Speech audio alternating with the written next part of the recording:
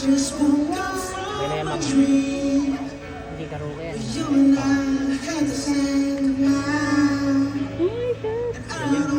Biglaan lang. Kulang rin. Dapat di ko yan papatalin. Narinig niya lang. Rinig naman yung boses ko. Naalalayan ko dito. Ititimpla ko eh. Kasi bata yan, hindi nila paalam yung ganyan. Di ba?